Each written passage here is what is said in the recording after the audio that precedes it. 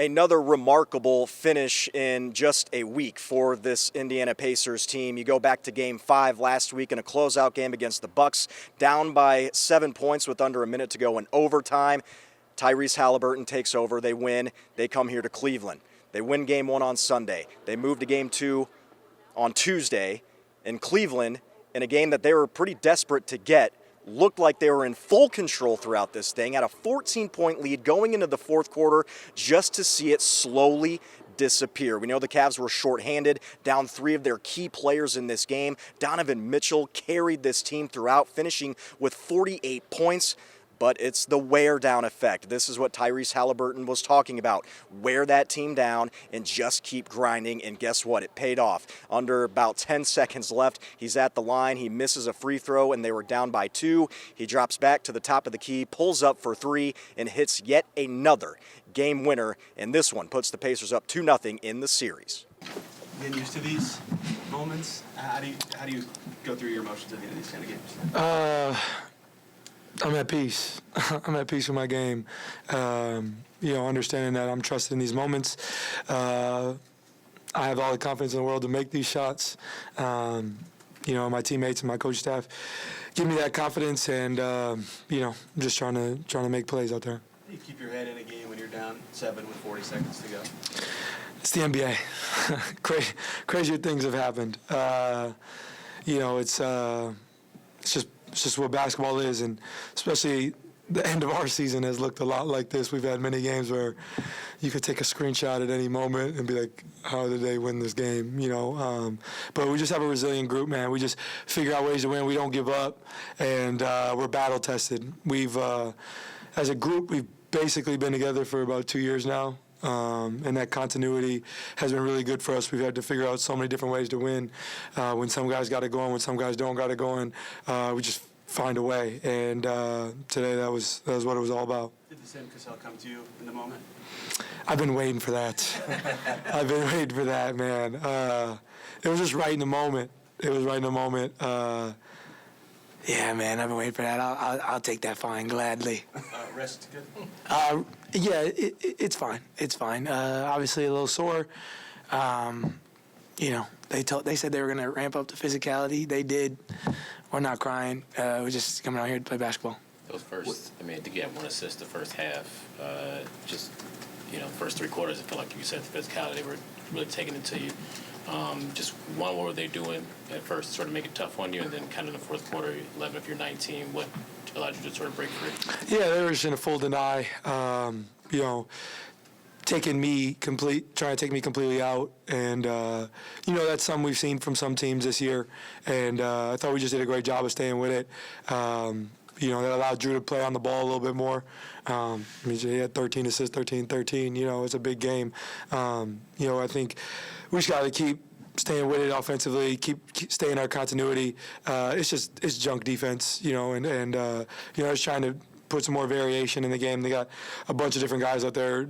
They're in full deny on me, and I just have to, keep my head. I think it's easy to get frustrated in that moment, but teammates, coach, staff told me to stay with it, and I was just able to break loose there at the end of the game. But yeah, man, it's just part of it. You're seeing a lot of different schemes. It happens throughout the course of a season, throughout the course of a series. So we just stayed with it, figured it out, and it's a big one for us. Kai, can you describe what it's like to hit these game-winning shots in these moments for those of us watching you out there? Yeah, it's a special feeling, man. It's a lot of fun. Like any basketball fan or anybody who's involved in basketball at all, everybody in their life has imagined being a kid, being in the driveway, being in the living room, time winding down in their head, shooting it, missing, putting more time on the clock. All those things. Like, this is a kid's game, man. I get paid a lot of money to play a kid's game, so I'm just having fun out there. Just having fun with what I'm doing. And winning is fun. But I love being in these situations. Somehow, some way, we find our way in these situations a lot, and we just got to find ways to win. And I thought we did a great job. We wear the wear down effect, for 4 quarters, for 48 minutes, allowed us to stay with it and get a big win in the end. I guess, just speaking of the last shot, just take us through the last play. Obviously, you missed the free throw.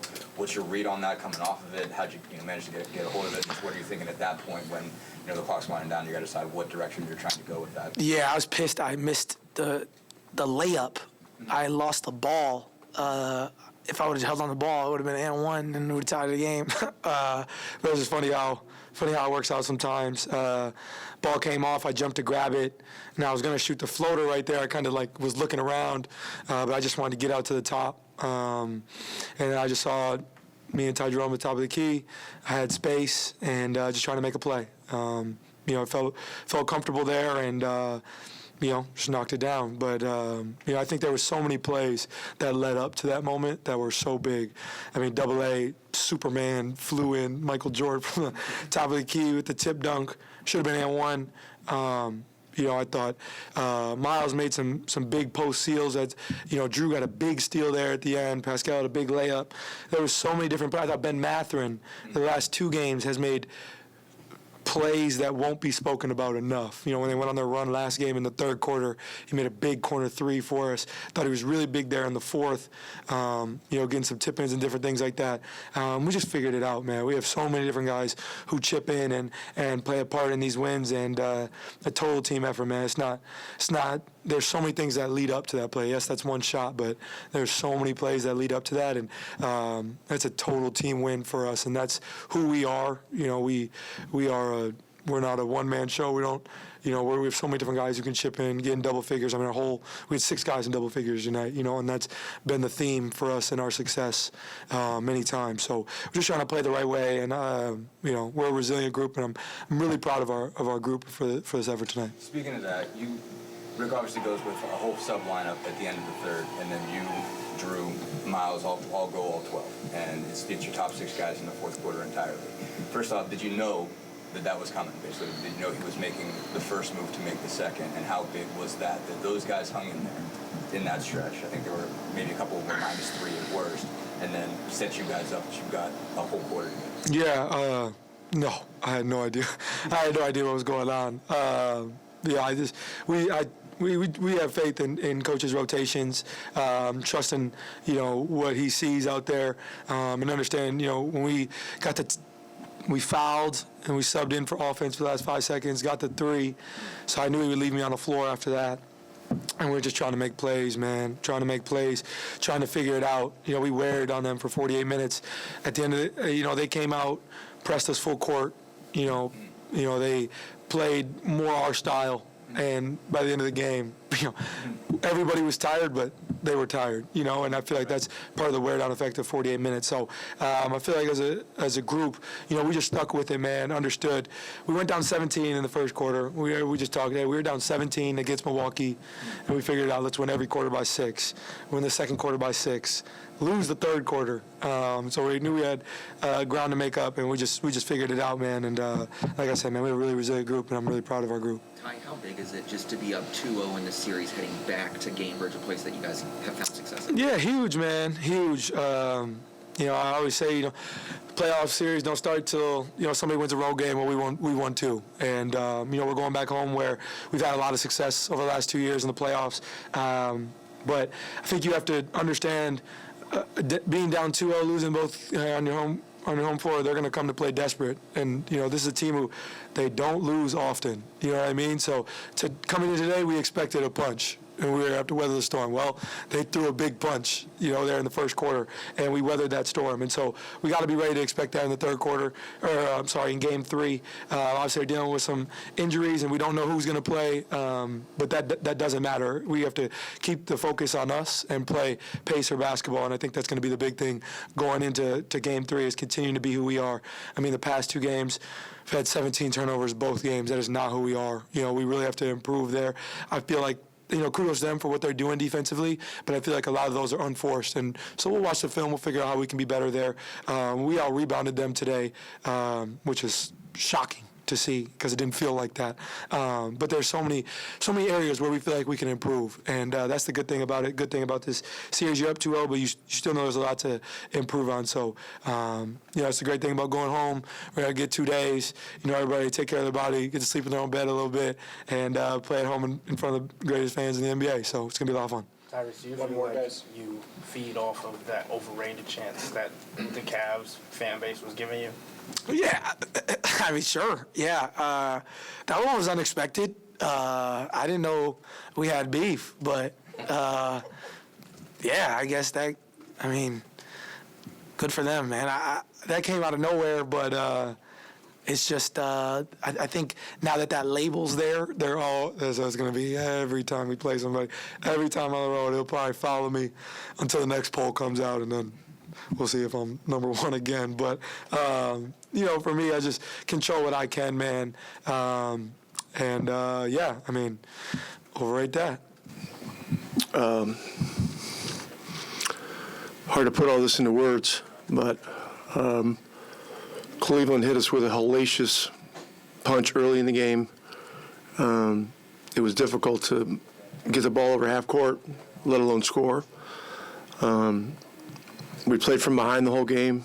We made a little progress in the second quarter. Lost it in the third, and then the fourth quarter we just hung in. We've been in a lot of these situations this year and down the stretch of the season. Our group has a belief in one another, and we just our thing is we just keep executing, we keep playing. Did a really good job situationally at the end, and obviously had to get lucky. But Tyrese hit another amazing shot to win the game. You don't see this very often, let alone twice in 1 week. And so we're very fortunate. We've asked you a version of this question. It seems like after dozens of close games in the last 2 months, but what is it about this group that makes these kind of wins possible? It's just it's a group of great guys. This environment tonight is a first for a few guys on our roster. Matherin's never been in an environment like this. Walker hasn't. Shepard was last year. He played in the playoffs from last year.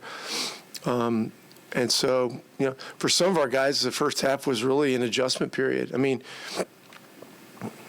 you can't be asking for calls, when the other team is kicking your ass the way that they were. And so, halftime we gathered together and we just said we just got to stay with it. We got to keep trying to make it hard, keep trying to wear them down, and we got into some unusual substitution patterns. Partially because of the situations, partially because of their size, partially because of who was playing well and those kinds of things. But Matherin gave us a great lift. Neesmith made some amazing plays down the stretch, loose ball plays. The tip dunk on the missed free throw was obviously, without that we got no chance. Tyrese, he came through again, and so we're very fortunate. You mentioned The first half, I think Ty had like one assist the first half, maybe even two through the first three quarters. It seemed like they just made an effort to sort of cut off his passing. What'd you see from them defensively? They made an effort to cut off his blood flow. I mean, really, they were making it hard, and they were hitting him, and they were. They were doing physical things, and they had set a tone, and it was difficult to get assists. It was difficult to catch the ball, let alone get assists or score. And so give them a lot of credit for that. We were able to change the leverage in the fourth quarter, a little bit in the third, but in the fourth quarter. And we maintained enough energy to get it done and give ourselves a chance. And, that's a great credit to our guys. And so, we're I don't know how many times I'm going to say it, we're very fortunate. I mean, just like, Rick, how you've been coaching for a while, how hard is that? Like, you guys took the first game, you may see teams that are like almost happy to sort of, go back home 1-1. Like, you guys really, stayed throughout this game and had that mind. We just got to stay in the present. We got to concentrate on what's going on right now. right now it's, I don't know what time it is. I don't know when the bus goes to the plane, but I'm thinking about when I got to be in the bus, and then we'll think about what time, we're going to get home, and then, it's just a playoff series. You can't look forward, and you got to be careful about how much you look back. You got to, depending on your team, you got to do it the right way, and so there's still a lot up in the air with health, with a lot of things, but tonight demonstrated that, particularly in the first 2.5 quarters, that it doesn't matter who's on the floor. If a team is playing with that level of force and connectivity and physicality, and the crowd is behind them the way they were, they're going to kick your ass, And they were kicking our ass for a long time, but I give our guys a lot of credit. They hung in, they kept executing, they kept fighting, and somehow found a way. You mentioned substitution patterns. You obviously decided you don't always do this to put in an all-sub lineup at the end of the third and then play your starters plus Ben all 12. I mean, just what all went into that? I guess at what point did you make that decision and just... I don't think they played all 12, but... I think you only played 6 guys for those 12. Yeah, it's just... Look, it's... You're not always... you chart out a minutes thing, on a minutes sheet or whatever you got. It's just a framework. It's not anything etched in stone. And I told Walker before the game tonight, I said you got to be ready for anything. There are a lot of things that can determine a lot of situational things, and he ended up in there in the first half and in the second half and in short minutes. And, that's a real dose of reality for a young player in this environment when they're going as hard as they were. And it was, swimming upstream isn't even the word. We were trying to go into a hurricane that was coming at us. And so, but it's a 48-minute game, and one thing that we've continued to say is that Pacers basketball is 48 minutes. And sometimes it's 53 and sometimes it's 58. That's what we've seen in the last 2.5, 3 weeks. In terms of guys swimming upstream, Drew had 8 turnovers tonight. He didn't have 8 turnovers in the game all year. Yeah, but each game... steal. Just how... Yeah, each game's a different thing. It's just a different thing. And then, the next game they're going to come out even harder. And we're home, but that doesn't guarantee us anything. So, we got 2 days now to, look at the film. We'll be off tomorrow. We got to look at what happened in the first half because it's very rare to struggle the way we did in the first half and still be able to win on the road. It doesn't matter who's out there for them, So, fortune, was with us tonight because we hung in. But the series is 2/7 over. That's the way I look at it, and that's the way everybody should be looking at it. Rick, you've been a part of a lot of crazy games. Where the sequence of how that one unfolded tonight, where does that one rank? I don't know. Did you see the one last week? Yeah. The one last week was a situation where a team had never done it in 1,200 tries. So, look, it's you come into something like this, and a lot of people think, hey, you try to get one game, and then you have all this stuff going on with injuries, and nobody really knows what's happening. You get hit with a haymaker the way they did for the majority of the game, but you find a way to hang in. So you count your blessings, and we got to get ready for the next one. Coach, what do you think was the biggest change in the fourth quarter for you guys, especially Tyrese, who seemed like he was having some trouble throughout the rest of the game, had 11 in that fourth quarter? Well, I thought we wore them down some. And, Mitchell had a heroic game. But, we right now we're deeper than them. And even when we weren't playing well, we were playing fresh guys. And so we've got to stay with what got us here, which is depth and togetherness and, as much full court pressure as we can. We got to make them work. We got to make it hard. Every playoff game is, it's hard. Hard things are hard. Coach, what did you think about the just defensive pressure to cut off the blood flow of Tyrese by Max Strus and Isaac Okoro throughout the game? Yeah, those guys. Those guys were playing at a very high level, at a very high level of intensity, a very high level of concentration, focus, and very physical. And so I can't give you a whole blow by blow for the last 3 minutes of the game. I haven't looked at it yet, but we hung in and found a way, and that's great. And now we got to circle the wagons again in a day and a half and try to figure out a way to do better next time. All right, welcome back into Rocket Arena. Joining me now is from KYC, our sister station here in Cleveland, Chris Rankel. And we're about an hour removed, so to speak, of what unfolded, and I don't even know how to put it into words still. What do you got? Incredible game. Remember what Ty Jerome said after game one, this is going to be a fun series. Mm-hmm. That was a really fun game. Even the final moments, even though they didn't go the Cavs' way from the Cleveland perspective, still a lot of fun. And I kind of had the feeling third quarter, all of a sudden the Pacers' averages started going. They were out shooting the Cavs. They were shooting better from three. And I'm thinking to myself, I know the Cavs have a lead, but boy, if those averages don't swing back a little even, the Pacers are going to be back in this. And sure enough, you got to give them credit. 20 points erased. Haliburton able to hit that last-second shot, and they did the little things right. And that's something that the Cavs coach, Kenny Atkinson, said, hey, we were down a bunch of key guys. We were a little thin on the bench. And they made some mental mistakes, and that's what allowed the Pacers to take this one. And this has been very interesting, the first two games in this series, because we go back to Sunday, and they had just a poor shooting performance. The Pacers just have their way. Then you come out here, and for three and a half quarters, the Cavs are doing what they needed to do.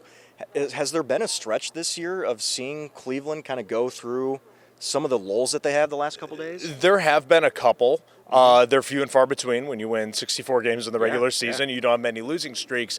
I think if you're the Cavs, though, what you can take away from this is, and what Jared Allen said during his press conference, they found a way that they can give the Pacers trouble and they can win games. Right. The problem tonight was you're down Evan Mobley, you're down Darius Garland, 2 All-Stars, and you're down DeAndre Hunter, who was one of the candidates for Sixth Man of the Year. So you have to think, fully healthy, this is a different story. Obviously it wasn't, and this is reality that we live in. The Pacers are up 2-0, so I think the Cavs did find something, but boy, they're in a position they haven't been all year because their backs are against the wall, and maybe, if you're a team that hasn't faced something like this, you get a little tight, and we'll have to see what Game 3 gives us. Yeah, and we're looking to the other side with the Pacers, too. I know they've been overlooked this year. They were given no chance coming into this, but we see just in these first two games, and then even going back to the Bucks series, this is a deep team, and was there any worry about what the Pacers could do with that depth, knowing that the depth wasn't going to be there for Cleveland? Well, I think coming into this game, because the Cavs are as deep as the Pacers are when they're healthy, but that's the key right now, when they're healthy. They were healthy all year, and then all of a sudden, Garland goes down in the heat, and then obviously Game 1 happened, and you lose 2 more guys. So I think the key right now for the Cavs will be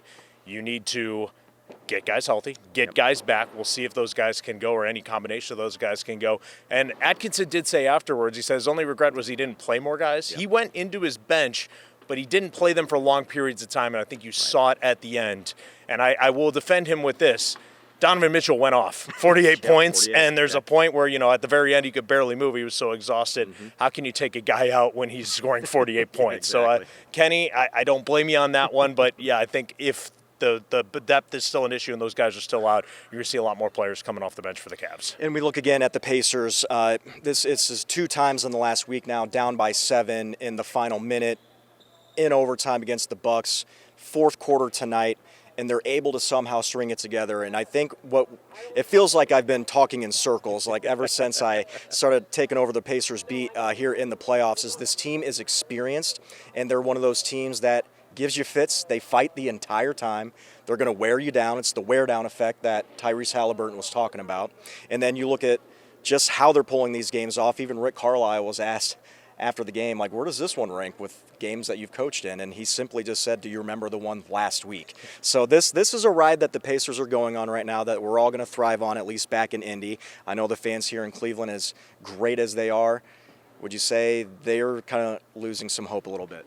They're frustrated. Oh, yeah. Cleveland sports will put you through a lot. This, I'm not going to say this is going to be up there with the drive or the fumble or 97 Game 7.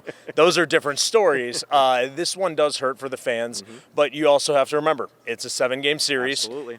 2 wins doesn't get you to the next round. It also doesn't knock you out. So, and the stat that I've been throwing around tonight is the one win that the Cavs had against the Pacers this regular season was in Indy. It wasn't here in Cleveland, so they can go on the road. They have to get the wins, and we'll have to see what they have left. Because I know one thing, they're not going to quit. This won't be a Miami Heat 40-point win in Game 3, and if it is, something went severely wrong. It's what they say. It's, hey, these series, it's a marathon, not a sprint. You're a marathon guy. You know what those are all about. So now we shift our attention back to Gainbridge Fieldhouse. Games 3 and 4, Friday at 7:30, and then Sunday at 8. And let's hope for a good finish. Just more good games, which is what we've had these first 2. And it's been a pleasure talking with you all about it, Chris. We'll see you in Appreciate your time. We'll see you in Indy. All right, so once again, Game 3 scheduled for 7:30 on Friday, and we're going to have all the coverage for you on 13 Sports as well as on WTHR+. Thanks for joining us.